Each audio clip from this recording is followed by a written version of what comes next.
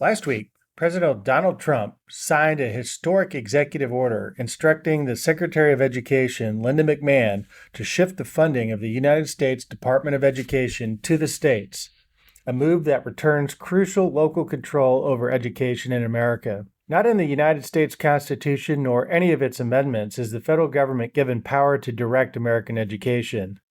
This raises the question of what the Department of Education, established by Congress in 1979, does if it lacks the constitutional authority to oversee education. Essentially, the department functions as a clearinghouse that distributes federal funds to schools, districts, and states. The largest chunk of its budget is tied to the federal student loans, a sector where private businesses already provide similar services.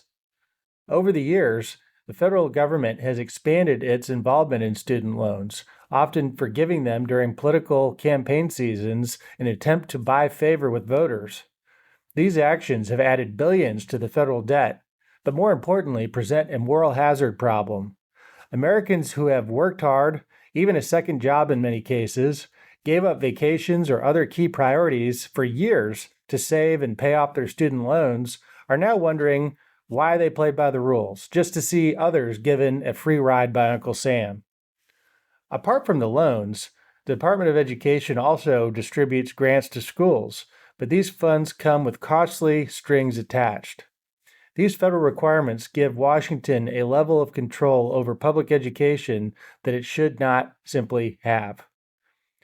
By requiring states and localities to meet certain criteria in order to receive federal funding, the department imposes a one-size-fits-all approach to education. This is a departure from the fundamentally local nature of American education, which varies based on the needs of individual communities and, of course, individual families. Washington's top-down approach undermines local control and places bureaucrats in charge of decisions that should be made by states, teachers, and most importantly, parents. The existence of a federal education bureaucracy also leads to inefficiency and waste. The federal government collects tax dollars, sends them through an extensive bureaucracy, and imposes its own set of standards for their disbursement. It'd be far more effective if local and state governments simply handed the funds themselves. In fact, state and local governments already fund the majority of public education.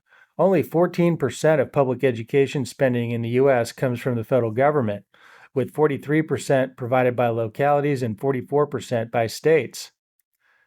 The federal government's role in education should be minimal, and by eliminating federal overreach, education spending would be much more impactful. Parents would have a much more direct connection to their children's education, and local governments would have the flexibility to implement reforms that best suit their communities. Despite the federal government's overreach, states have already begun making major strides to improve education through initiatives that prioritize freedom and choice, as we recently highlighted with the release of our 2025 ALEC Index of Economic Freedom. 15 states have adopted universal education freedom programs since 2021. The states that earned A's in this year's report are Florida, which actually got an A+, Arizona, Arkansas, Oklahoma, and Iowa. This remarkable breakthrough for education freedom is one of the greatest policy stories that the mainstream media continues to ignore. These education choice programs empower parents by giving them funds to customize the educational options that best meet the needs of their children. Texas Senator Phil King, who is a leader in the fight to bring education freedom to the Lone Star State this year, emphasizes that this is about recognizing parents' unalienable right to determine the best educational path for their children. These programs have the potential to reverse the troubling decline in test scores nationally while improving outcomes for students, all by giving parents more choices in their children's education. President Trump's executive order aligns with these efforts to return power to the states and dismantle Washington's top-down control. The order signals the end of the Department of Education's ability to control education through the manipulation of federal funds. By putting states back in control, the president has created an opportunity for reforms like universal education freedom to continue to thrive. Ultimately, the executive order acknowledges a fundamental truth. Education decisions should not be dictated from Washington, D.C. based bureaucrats.